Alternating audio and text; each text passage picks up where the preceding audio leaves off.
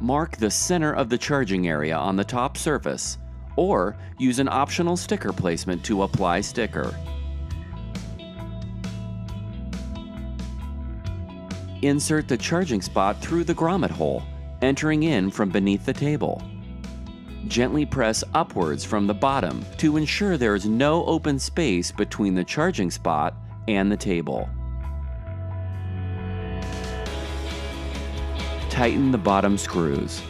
Do one full turn of one screw, and then do one full turn of the other. Repeat this step until both screws are tight and the charging spot is secure. Plug in the charging cable to the bottom of the charging spot. Use the cable management and zip ties to secure the charging cable to the table.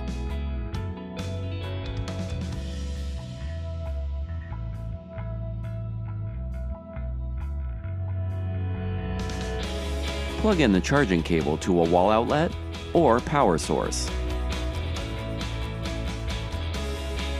Test the charging spot by placing a Qi-enabled phone on top and verifying that the charging session activates.